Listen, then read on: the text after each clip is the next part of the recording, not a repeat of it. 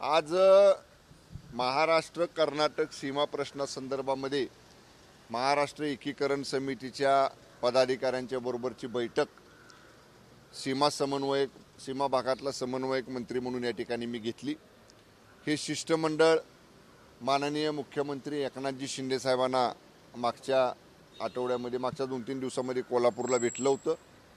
2-3 बाजूंनी जी काही सीमावर्ती भागातला विषय जो सुप्रीम कोर्टात प्रलंबित आहे त्या बाबतीतली चर्चा आजच्या बैठकीमध्ये झाली। त्याला सुद्धा गती देण्याचा निर्णय आजच्या बैठकीमध्ये झाला आणि सीमावर्ती भागातल्या लोकांना जी 865 गाव आहेत तिथं मुख्यमंत्री सहाय्यता वैद्यकीय मदत कक्षातली वैद्यकीय मदत, जन आरोग्य महात्मा फुले जन आरोग्य योजनेमधली मदत ही देण्यासंदर्भातली जबाबदारी आपण कोल्हापूर जिल्ह्यातल्या एका स्वतंत्र उपजिल्हाधिकारी दर्जाच्या अधिकाऱ्यांकडे देण्याचं निश्चित केलेलं आहे।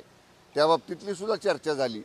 एकूणच सीमावर्ती 865 भागातल्या मराठी भाषिकांच्या पाठीशी माननीय शिंदे साहेबांच्या नेतृत्वाखालचं हे महायुतीचं सरकार आम्ही ठामपणे उभं आहोत आणि निश्चित आम्हाला विश्वास आहे की जी न्यायालयीन लढाई आहे सुप्रीम कोर्टामधली ती सुद्धा आपली बाजू भक्कमपणाने मांडून ती सुद्धा लवकरात लवकर आपल्या बाजूने तो निर्णय येण्यासाठी आमचे सगळे प्रयत्न सुरू आहेत। सर 66 वर्ष आता उलटून झालेल्या हा संपूर्ण वादावर नेमका मार्ग कधी मोकळा होणार, कारण की हे सरकार सर्वसामान्यांसाठी एकीकडे काम करते, हळूहळू एक मार्ग होतात, पण हा 66 वर्षाचा वाद 100% बघा। आपल्याला 3-4 दिवसापूर्वी कोल्हापूरच्या शिवसेना अधिवेशनामध्ये हे शिष्टमंडळ महाराष्ट्र एकीकरण समितीचं माननीय सीएम साहेबांना शिंदे साहेबांना भेटलं।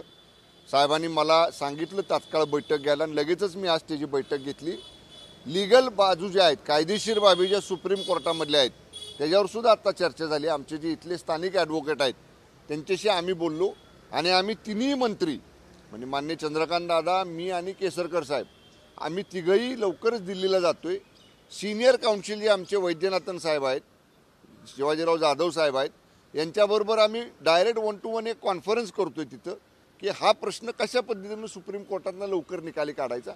त्यामुळं जसा मराठा आरक्षणाचा हा असणारा प्रश्न आपण प्रयत्न करून कायद्याच्या चौकटीत बसवून सोडवला, तसाच कर्नाटक सीमा प्रश्न जरी लांबत गेला असला हा विषय तरी सुद्धा राज्याची बाजू सुप्रीम कोर्टात भक्कमपणे मांडून तिथं सुद्धा आपल्याला यश कसं मिळेल ह्याच्यासाठी पूर्ण आमचे प्रयत्न सुरू आहेत। Okay, thank you. मराठा आरक्षणाचा मुद्दा उपस्थित केलेला आहे। मराठा आरक्षणाचा प्रश्न काल सुटला तरीही जरांगे म्हणतात की आमच्यामुळे हे पांढरे कपडे घालतात, आम्ही जर वेळ आली तर ठिगळं लावणारे कपडे घालावे लागतात। आता काय बोलायचं तो त्यांना काय बोलायचं त्यांनी बोलावं, त्याच्याबद्दल आम्ही भाष्य करणार नाही। पण एवढे संवेदनशील मुख्यमंत्री आहेत, एवढा चांगला निर्णय मुख्यमंत्र्यांनी घेतलाय, याच मुख्यमंत्र्यांचं जरांगे पाटील साहेबांनी मागच्या 8 दिवसापूर्वी अभिनंदन केलं आणि मराठा आरक्षण शिंदे साहेबांमुळेच मिळणार आहे हे सुद्धा बोलले आणि मग आता पुन्हा वेगळं बोलायचं। ठीक आहे, ते काय बोलतील त्याच्याबद्दल आम्हाला काय, त्यांच्याबद्दल ते बोलतात तशा भाषेत आम्हाला बोलता येत नाही, आम्ही बोलणारही नाही।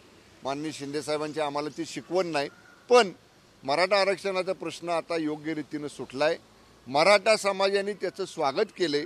तुम्ही बघाल काल इथं विधेयक मंजूर झालं आणि खेड्यापाड्यात फटाकडे वाजवले, पेढे वाटले, मुलांनी आनंद उत्सव साजरा केला की आता आम्हाला 10% आरक्षण मिळालं।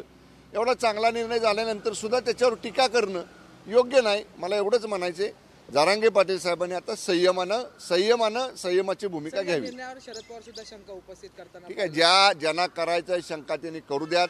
आम्ही कायदेशीर परिपूर्ण आरक्षणाचा विधेयक पास केलेला आहे आणि 100% आम्हाला विश्वास आहे की हे विधेयक हा कायदा निश्चितपणानं कोर्टात सुद्धा टिकेल। धन्यवाद।